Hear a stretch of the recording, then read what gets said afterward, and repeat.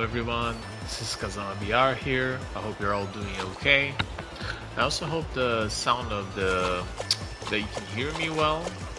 So first and foremost, the reason why I wanted to record this video was to thank you all, really. From the bottom of my heart, it's really precious to me that that I actually got to 3K subs, right? 3,000 people that decided to follow me, that decided to check my content, that liked my content, I hope.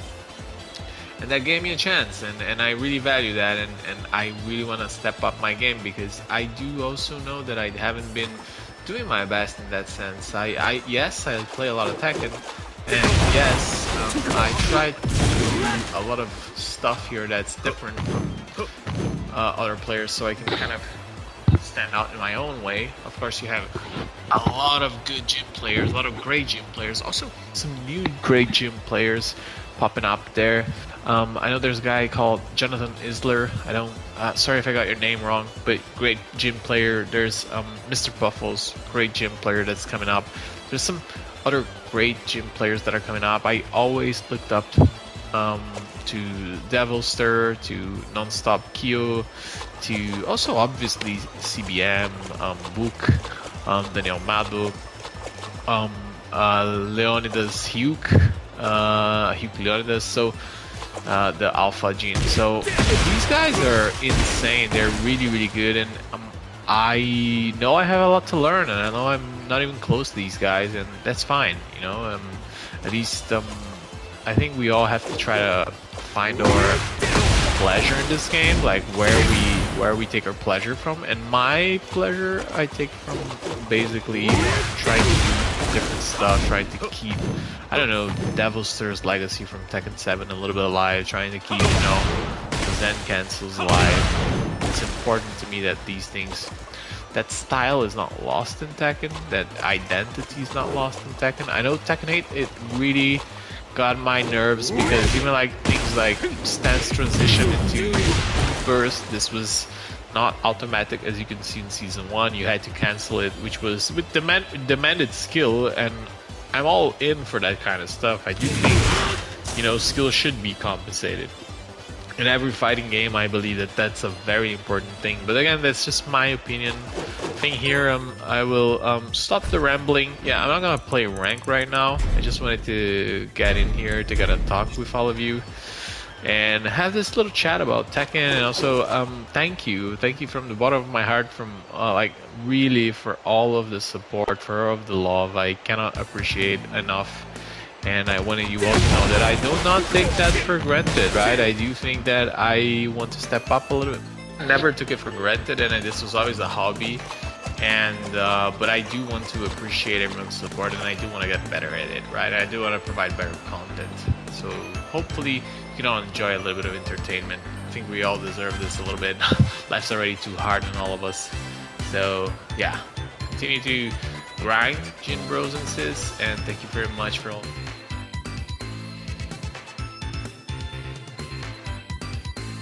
-10 is a good situation for Jin, because he can go into 2-4. The 12 frame Punisher, and it's pretty good as well. I would definitely, even with the new, because it has a follow-up, this is not a true combo, because the opponents can attack roll this.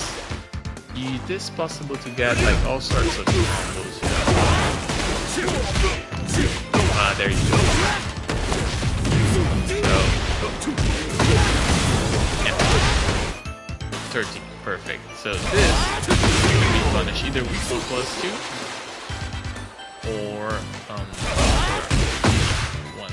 The 14 allows you for also forward 1+2, chunky damage. You can also electric 14, but this requires some heavy execution. And then you have forward, yeah, 3-1. These are the 3 possible punishes, and honestly, they're all very good for 14. So you don't have, this is a full combo if you aren't. So, you know, it is. Obviously, if there's anything above that, then you can just, like, if it's 15 or above, you can either hop kick, or you can can, right? Or you can electric. I think these are gonna be your go-to choices, or even CD1, right? But these are all if it's in CD1's case like 17, 18 and above, so it's not gonna be a typical punish unless it's like a hell sweep or something. And then you have the lows, right? So for example, this bow, it's -12. So what we can do here with Jin is he got an enhanced while standing 4. You can also go for 1 only if you want the frames, because if you punish with just while standing 4, you get the frames. It's a bigger advantage, as you can see. Like this is my +4, and this is 4 neutral 2 of king, for example. It allows us to do either the while standing 3-2 1-2 punish, sorry, or the while standing Kazama combo punish, which will be 37. Now, don't take me wrong, both are good, because you see this is -8, so you lose your turn. It does more damage. But if you go with the, you're actually +3 and you can go into Zen. So it's actually not that bad. While standing 2 is going to be your go-to option. Now, really good 14 frame while standing. You can do a lot of here and a lot of damage. I missed it, but you get the point. Yeah, missed it again.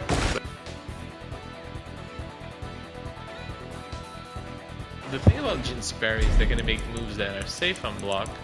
Let's take for example Jin's I'll show 2 moves, right, of Jin. So down forward 2-4. Let's show that one. And then we can also show delayed back 3. Punishable in a way. This one is punishable. It's mine, it's +12. So sorry, it's -12, you can't punish it, but that's... Oh, fuck me. Yeah.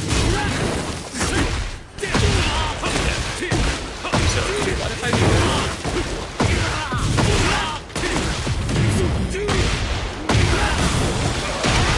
Shut up, you just took 100 damage because you tried to do a -12. See? So, another example of a very safe move. You see? -9. Safe on block. That you can make totally mount.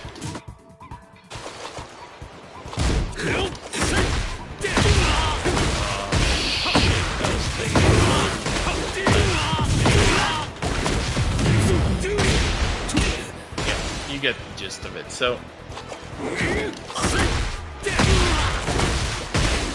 very bad. So you want to learn how to parry as much as possible.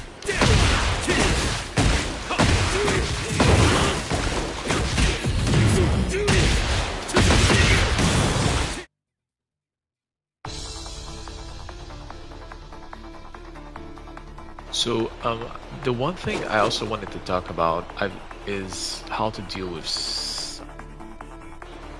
One of the things that people will tell you is just use homings, right? But the problem is Jin's homing, like most characters, you see here, Jin is able to sidestep and still block.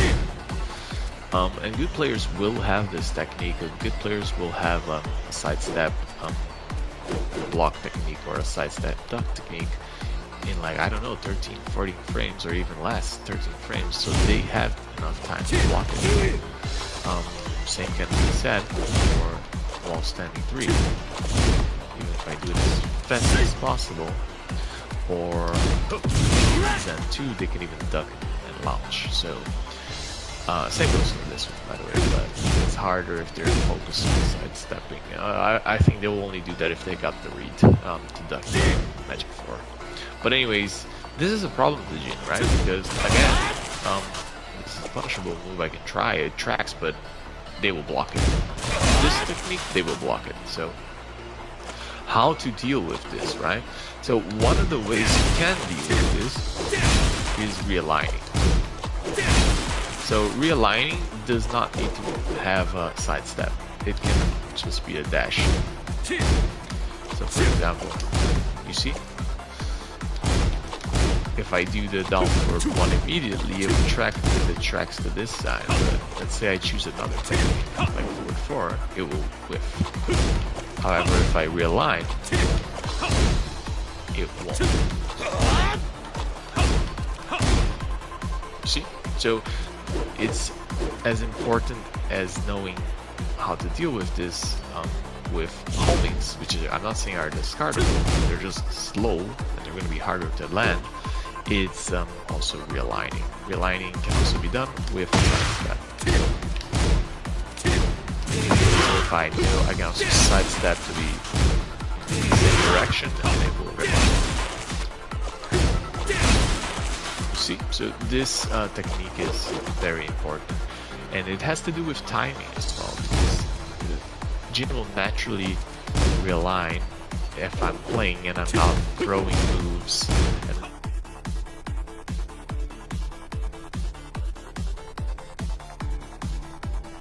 the other thing I also can say is pretty important is how to use your negative frames on hit. You see now the down 4 is a good example. It's a -1 on hit, and also down 3. In this case, top tier lows, guys. So they don't give you plus on hit, except for down back 4. But anyways, so this move right here and this move right here, it's not my turn once I land them, right? And if I'm not aware of this, what may happen is that I may try to trade, and that is not a good idea. So for example, if I go here, a jab will beat this, right? So that was the only situation where I'm kind of safe, but it's super risky because if I try like a down 1, I'll be countered. If I try anything that's not a jab, I'll get counter hit by this. So what you want to do in this case is either side stack block, and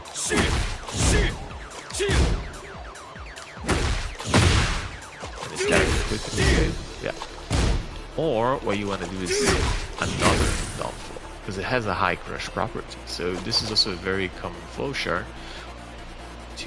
Or for example, a high rush if you know the high is coming, right? But even a power rush if you know a slower move is coming, right?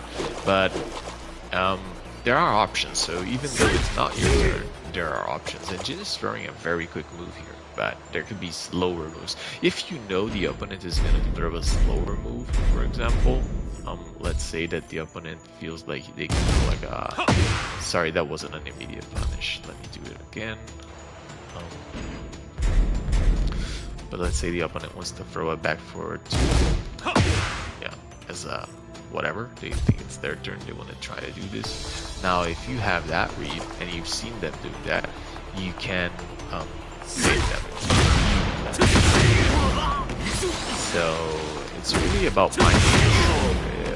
So it doesn't mean you lost your turn at all. You can also side that to the weak side and then punish them, right?